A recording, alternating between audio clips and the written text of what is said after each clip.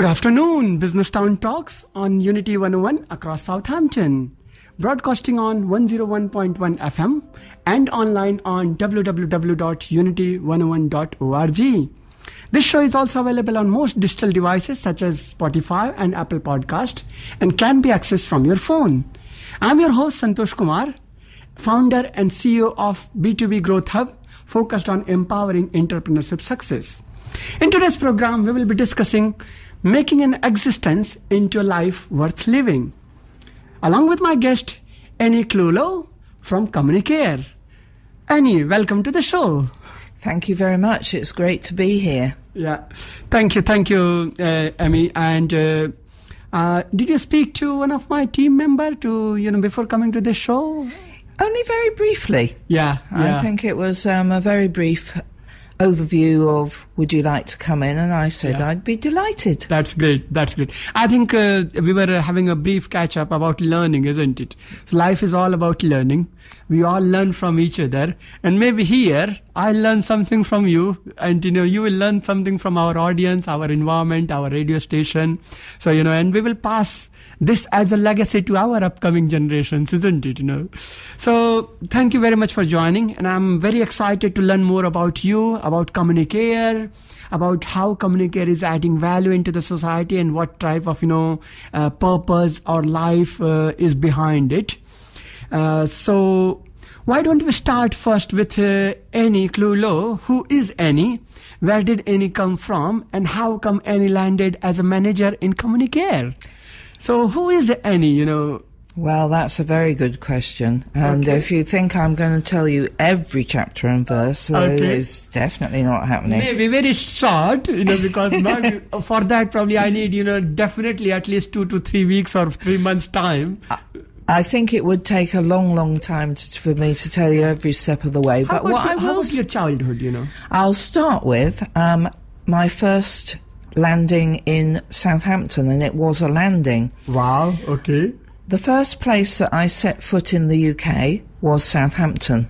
Wow. At the age of 2 years and 1 month. Wow, okay. And that is because I was actually born in what was then Southern Rhodesia, is now Zimbabwe. Okay. My parents had been out there for 3 years and travelled back via the Pendennis Castle, one of the big liners. Yeah. Landed here in Southampton, and therefore this was the first place I set foot on British soil. Yeah. And the first place that I met my maternal grandfather. Okay. The first place that I found my first conker. Wow. So it's quite an important place to me. Yeah. And I didn't return here until I think it was 1980, but not long before I moved here to work. Okay. So what happened between the time when you landed into, British soil, at Southampton from Zimbabwe, which is known as now, till, you came back again in 1980s, from, what happened between that time? Well, very briefly. Well, I had a number of years when we were living in Bedfordshire, and then at the age of 7, significantly, we moved to a very remote farm in Devon. Okay. And that was where I spent most of my growing up years. Wow. Both are beautiful places, though. All three, Southampton, to be saying. Yes. That's why you are back here, maybe. And then Devonshire and Devon. Yeah, very, very different. It's as different as where I was growing up on that farm is as different as it could possibly be, almost, from being in Southampton, a very remote farm. How was your experience of, growing at the farm? How did you find it? Did you have horses or something? Did you do horse riding? I rode a cow. Okay. And the background to that is that one winter, when it was quite a hard winter, one of the calves was born during a very bad spell, and as a result ended up coming indoors to the kitchen for a few days, so that she just didn't freeze to death, basically. Yeah. And as a result of that, she was very, very in tune with humans. In fact, I wonder whether she thought she was human a lot of the time. But it meant that she was very, very tame. And when she grew up, because she became a member of the herd, and when she grew up, she was quite happy for us to be riding her. So does it mean that the time when we are talking about or discussing now, it was very different than the time we are now? So like now, every house have got electricity, heating, everything else. Was that not the scenario at that time? Absolutely not. We had no mains electricity, no mains water. Okay. And all the things, central heating, I didn't actually know what it was growing up. We had no television. Wow. We had a telephone. Yeah. But when we first lived there, it was a party line, so more than one person shared the line. Yeah. And there were plenty of times when the phone wasn't working. Yeah. So I'm enticing. I'm sorry, maybe I'm deviating from the discussion, but I am just enticed now to understand a bit more. How was the life during when there was no electricity? Now, if suppose we are out of electricity, the first thing which is going to happen, kids are going to start shouting that my mobile is not charged. I need it, isn't it? How was the life at that time? We're living with the nature. With no electricity, no water. Well, I think all of us pretty much I'm one of 7, by the way. Oh, okay. I'm the oldest of 7 children, so there are a lot of us. Yeah. And we look back to those times very fondly. Yeah. It was an amazing way to grow up. Yeah.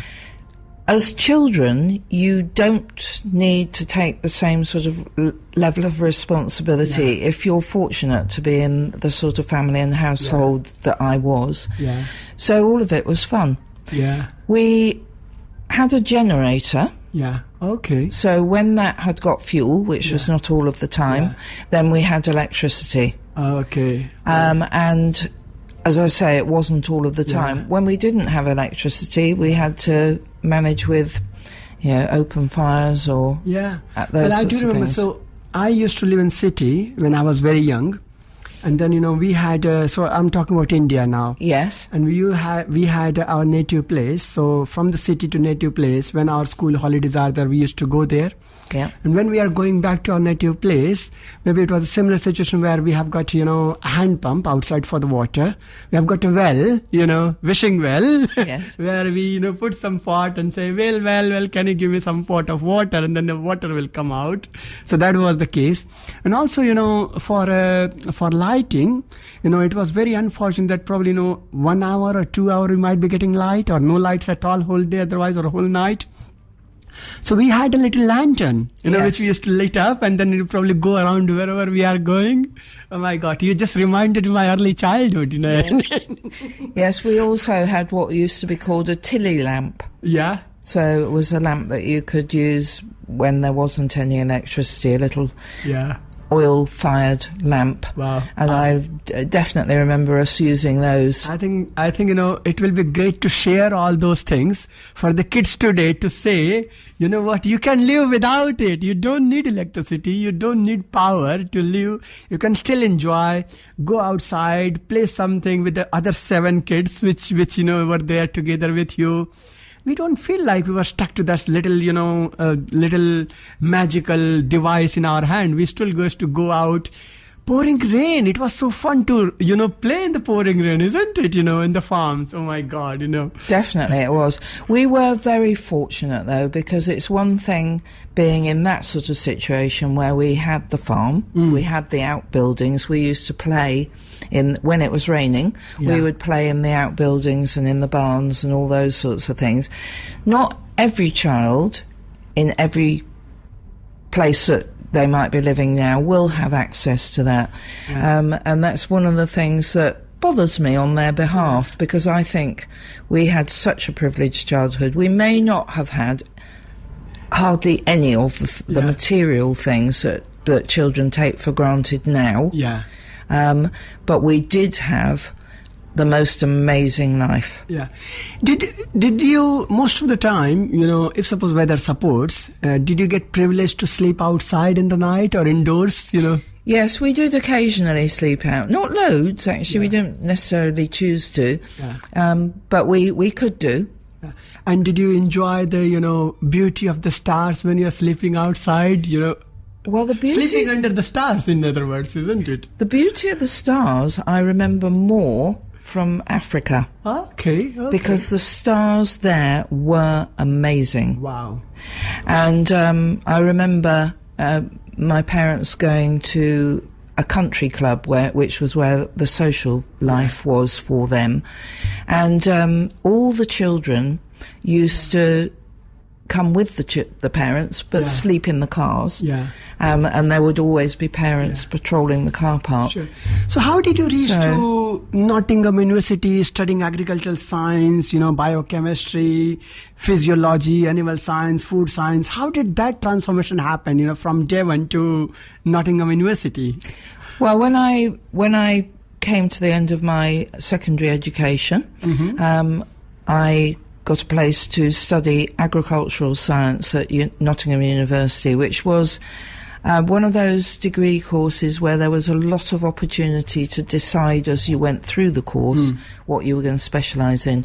And there were 5 strands to the course where I was studying, which was agriculture, horticulture, plant science, animal science and food science. And the food science one is actually quite significant because although I'd gone in to do agriculture, I actually chose to do quite a lot of the stuff that was human nutrition, for instance, rather than animal nutrition.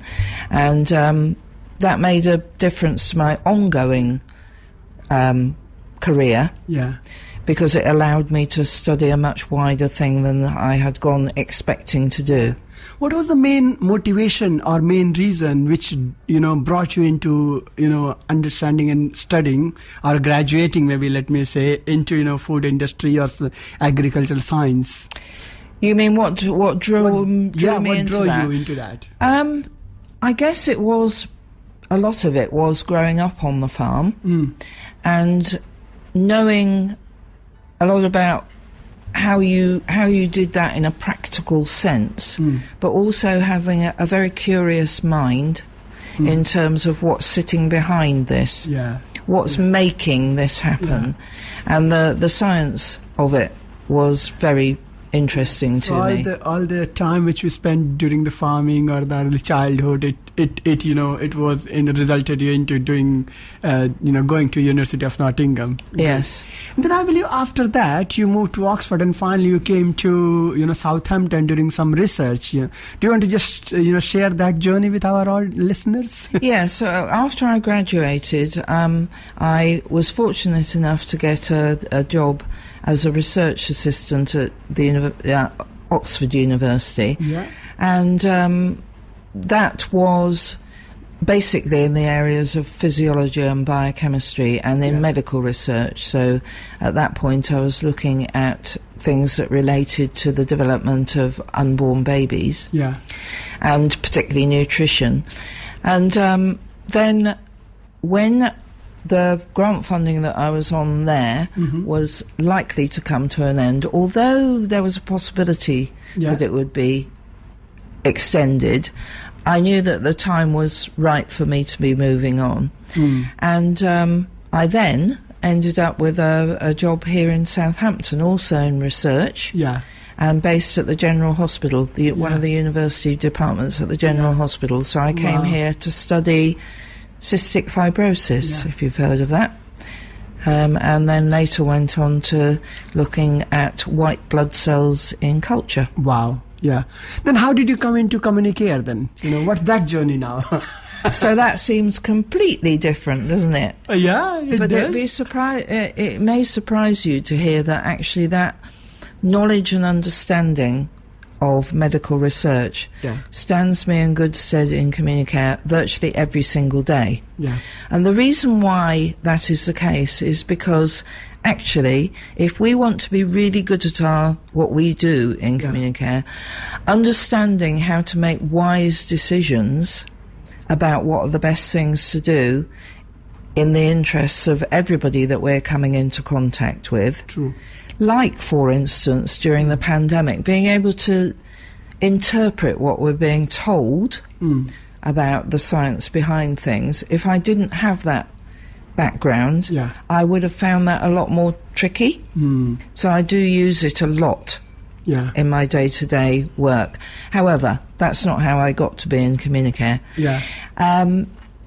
During the years, I worked here in medical research just for a few years, and then gave up when my first child was born, my daughter Ellie. Okay. And for 14 years, I was a full-time mum at home. Okay. And that gave me the opportunity also to volunteer widely. And I did all sorts of different things.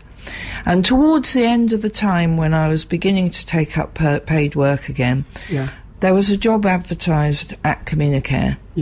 And I knew about Communicare because, for a start, I knew the woman, Evelyn, who was the coordinator at the time and heading it all up, through my work with one of the infant schools. But also because at that point in time, the organisation came under the umbrella of Churches Together in Shirley and District. And the church where I worship was a member of that group. So I'd been hearing about it, liked what I heard about what they were trying to do and achieve, and I ended up working for them. Okay. Well, that's interesting. So you mentioned about Ellie. Right? Ellie's.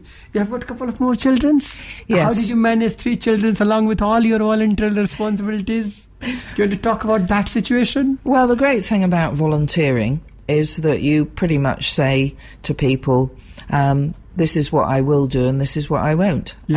Are the things that I can offer you and be prepared to get involved with things that are going to help you? And as a volunteer, you do have that privilege, and this is something that we try to make sure that we stick to in Communicare, of having control about what you are able to do, are willing to do, and able to do. So things like, I very typically would say when the children were young, I'd be really happy to help with this, that or the other, but I can only do it if my children come too. Which you often can't do in a workplace. True. Especially workplace. At that time. Especially at that time. But I well remember in the days when they were quite small, being invited to go and talk to the Citizens Advice Bureau one day. And they said, we have a lunch break. And I said, I'd be delighted. This was to talk about the National Childbirth Trust, the NCT, because I was chair of that organisation at the time. They said, we have a lunch break and that would be the time to chat to us. And I said, that's absolutely fine, but I will need to bring the children. They said, that's fine, which was great. So I took with me a picnic blanket. And in the room that their staff room, I suppose it was, laid out the picnic blanket in the middle of the floor. All the staff sat in a circle around it, and the children sat and had a picnic on the picnic blanket while I gave my little talk. But those sorts of things wouldn't have been possible in a normal work situation. How important are personal philosophies to you? I think it's important that we're all coming from the same type of set of values. Now, we might see those, or our perspective around those may differ. And how we come at them may differ, and the way that we might describe them may differ. But once you've had a chance to have a conversation, as we did earlier actually, you can see where those values align. And which is very important for any relation. Very important. And if you're going to work together, which is again something that I'm passionate about, not just as an individual but as organisations, then having those shared values really matter.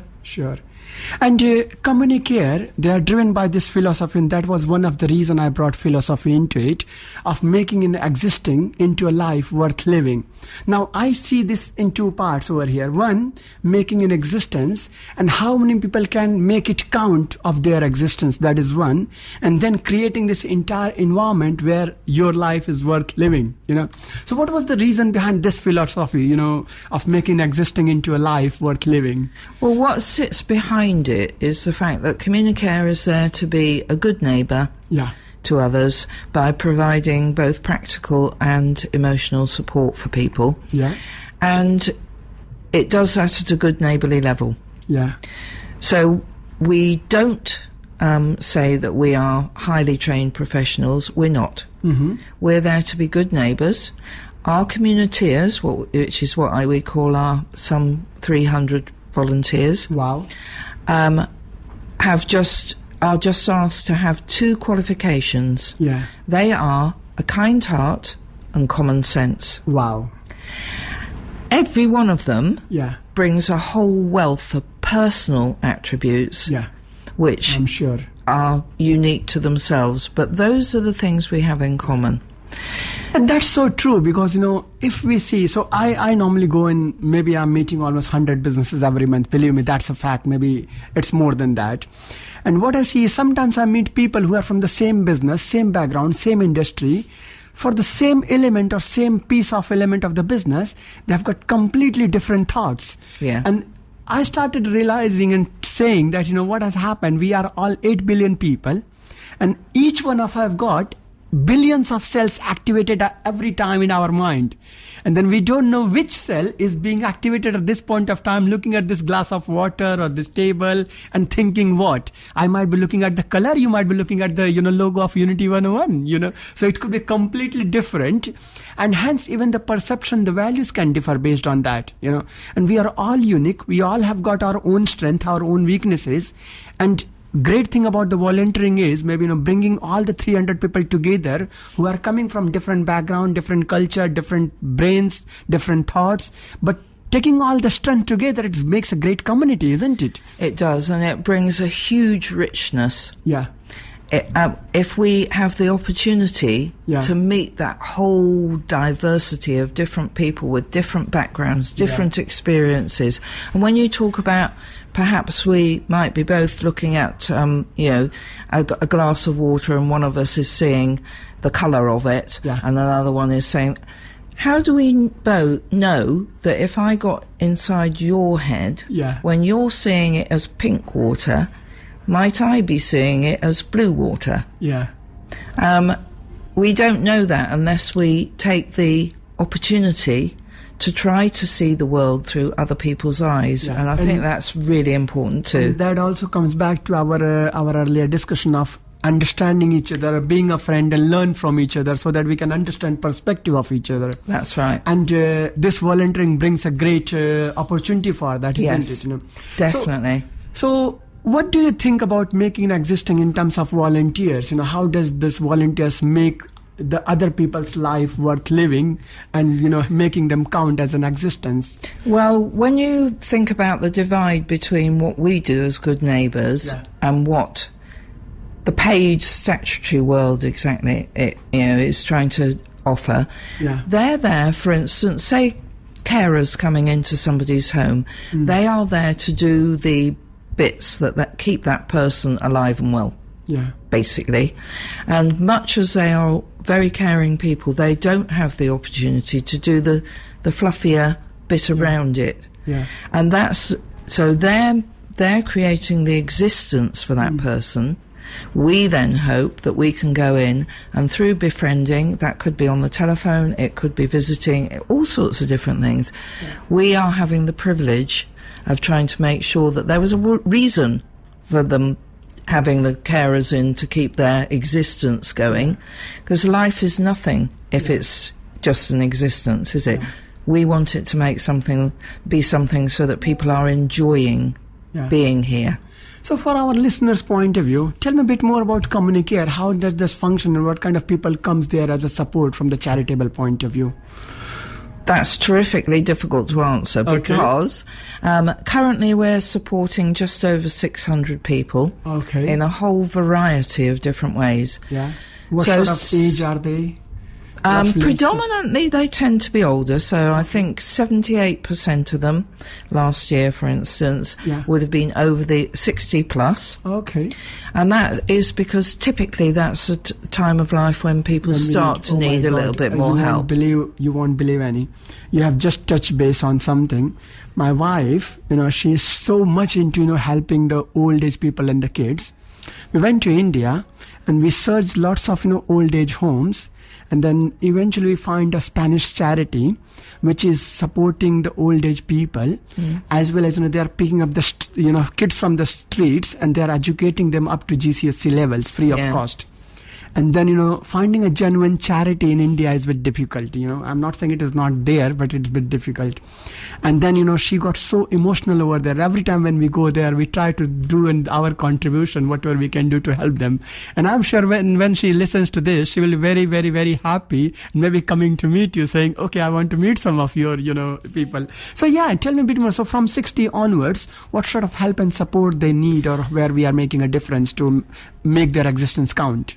So the big thing, and the one where we desperately the two things we desperately need are more volunteers. We always need more volunteers, but obviously they can come to us on their own terms. Okay. But also funding, all of us. We're not different to anybody else. Finding where the money is going to come from to support it all is always a huge thing.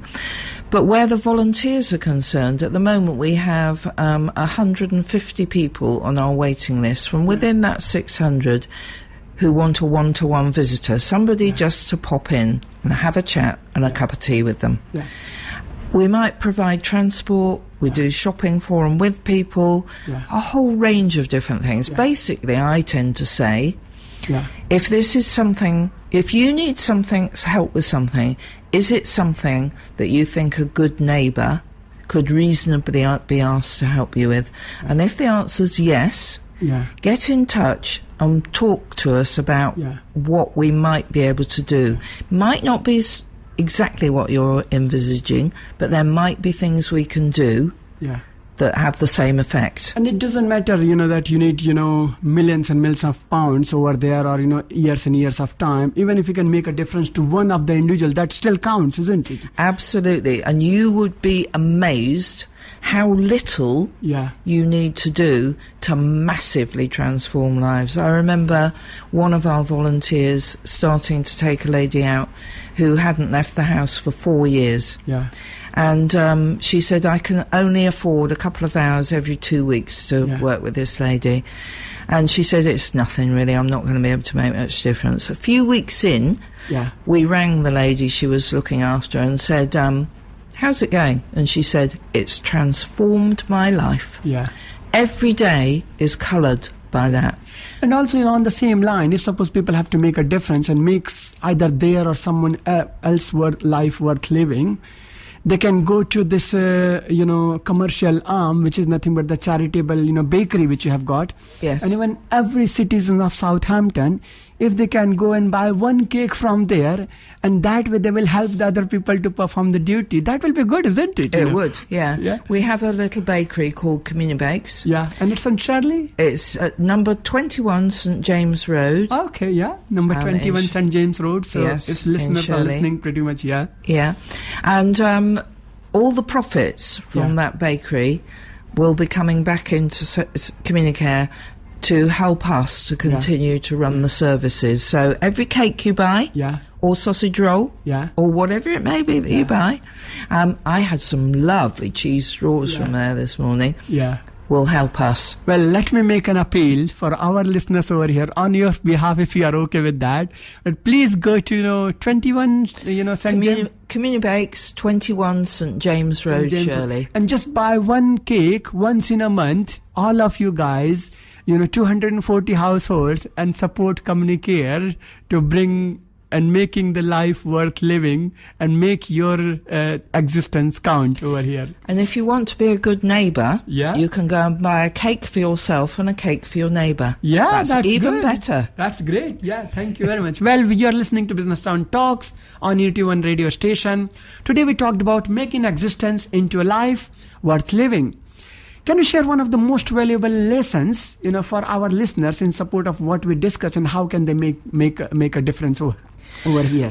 I think one of the statistics that I would give you, which illustrates this, and so it is a bit of learning, is that they have calculated that loneliness and isolation is as bad for your health as smoking 15 cigarettes a day. Oh, okay. Pretty terrible. It's bad for your health. Yeah. And we want to stop that, Yeah.